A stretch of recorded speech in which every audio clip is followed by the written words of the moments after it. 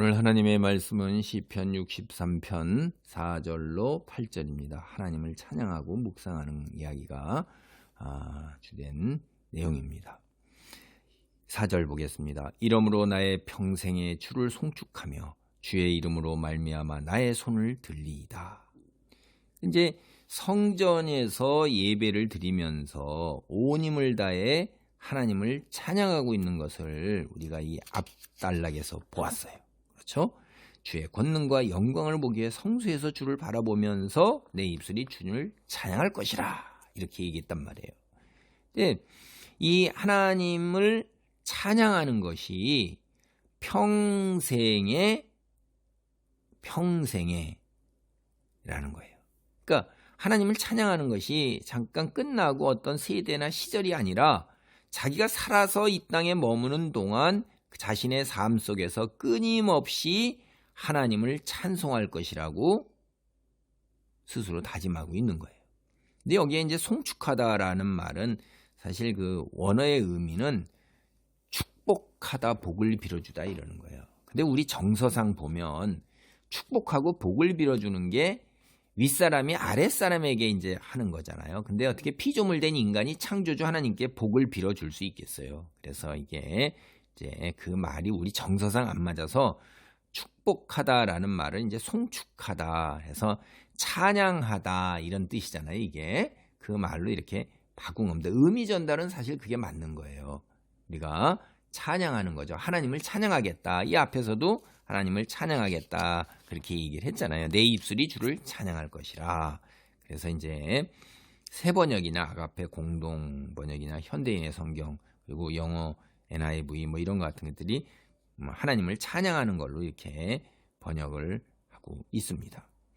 하나님을 찬양할 때 손을 들고 주님의 이름을 부를 것이라고 하는 거예요. 우리가 가끔 할 때 주여 하고 기도합시다 할 때 두 손 들고 하나님을 또 어떤 찬양할 때 자유롭게 이렇게 손 들어 올려서 찬양하잖아요. 이게 뭐냐면 공개적으로 하겠다는 거예요. 많은 공동체 앞에서 하나님의 이름을 부르면서 하나님을 송축 찬양한다 이 말이죠.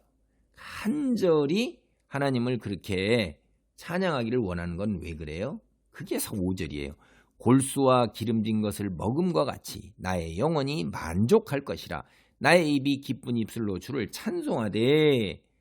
이게 골수라는 게 여러분이 얼마나 기름져요. 고소하고 맛있잖아요. 뼈에서 우리가 감자탕이라든가 이런 거 먹을 때 그 골수 이렇게 싹 나오는 거 할 때 우리가 입술에서 만족감을 느낄 수 있고 기름진 음식을 먹을 때 이 입술에서 고소한 버터 같은 건 느끼잖아요. 고기도 그렇고 참치회도 그렇고 그런 것이 얼마나 그렇습니까? 우유에서도 버터 기름 같은 거 참 맛있잖아요. 굉장히 기름진 음식이다 이 말이에요. 이거는 입술이 만족하면서 흡족하게 되면서 맛있는 거를 먹을 때 얼마나 만족하고 흡족해요. 더 이상 바랄 게 없어요.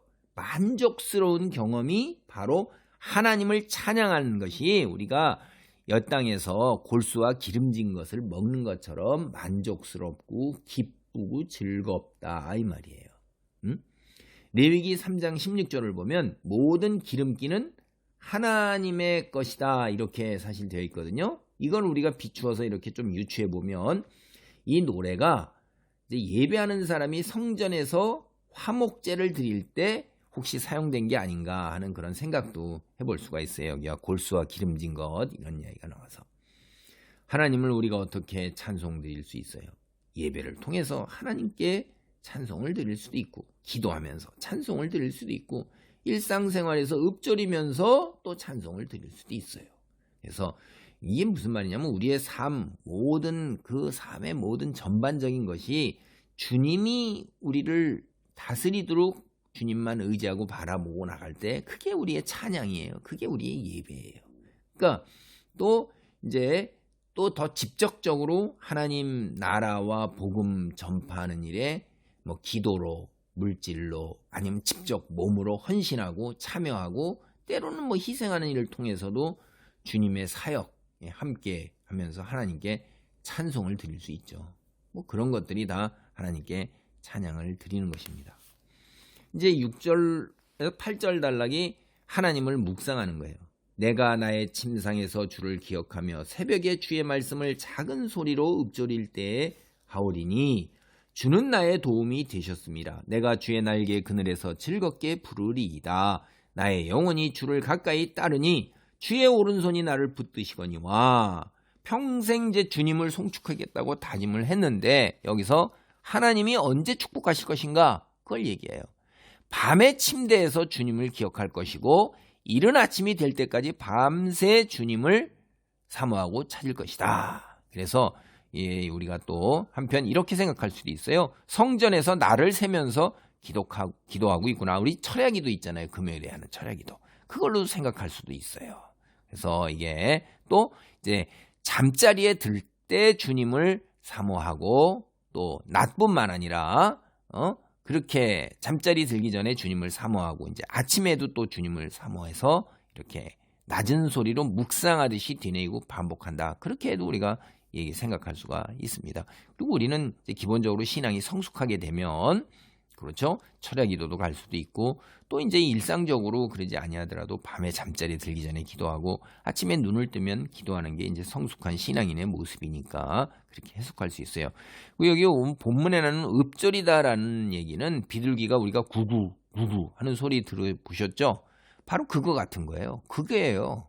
그거를 얘기하는 겁니다. 그러니까 구구 이렇게 하듯이 이제 우리가 막 통성기도를 하지 않냐고 조물조물 이렇게 하는 거죠. 우리가 주님을 묵상하고 축복하기를 찬송하기를 원하는 거 주님이 도움이 되셨기 때문에 그런 거예요. 하나님이 어떻게 도우셨어요? 당신의 날개 그늘 아래 나를 두었다 이 말이에요. 그렇게 해서 도왔대. 그러니까 피난되고 보호되고 은신처가 되시고 그러셨단 말이에요. 주님의 완벽한 보호잖아요. 하나님께 도움을 청할 때마다 한 번도 실망한 적이 없었다. 이걸 회고하는 거예요. 그래서 하나님이 적극적으로 도와주셨고 보호해 주셨다. 그래서 할 수 있는 유일한 일이라는 일, 또 하고 싶은 일, 그게 뭐냐면 구원자가 되신 주님을 가까이 따르는 일이에요. 마치 이게 뭐냐면 풀로 붙인 것처럼 딱 하나가 되었다. 여러분 딱풀 아시죠? 딱풀로 딱 붙이면 딱 붙어버리잖아요. 그렇게 주님의 껌딱지처럼 딱 붙어버렸다. 그런 거예요. 이게 주님을 가까이 따르다는 그 뜻이.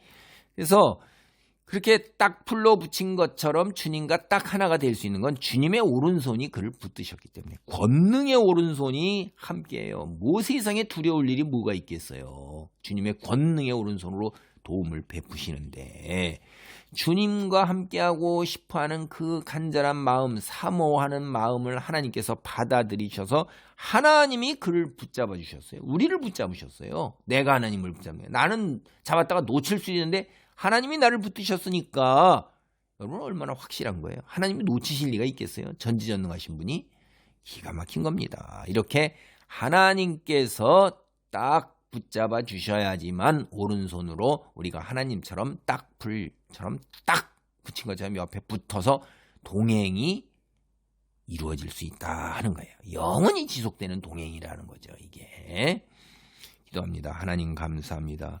내가 주님을 붙드는 것을 넘어서서 이제 주님께서 권능의 오른손으로 나를 딱 붙어서 마치 딱 불러붙인 것처럼 주님에게 딱 붙어서 동행으로 말미암아 내가 주의 날개 그늘 아래에 늘 구원, 아버지, 은신, 보호, 피난, 안식을 얻을 수 있음을 깨닫습니다. 그리하여 내 입술에서 언제나 늘 주야로 시시때때로 감사의 찬송이 터져나옴을 아버지 느낍니다. 주여, 상황이 어떠하다 할지라도 현실을 바라보지 아니하고 하나님을 바라보는, 고개를 들어 주님을 바라보는 이런 성숙한 믿음의 자리에 있기를 간절히 원합니다. 축복하여 주옵소서. 예수님의 이름으로 기도하옵나이다. 아멘.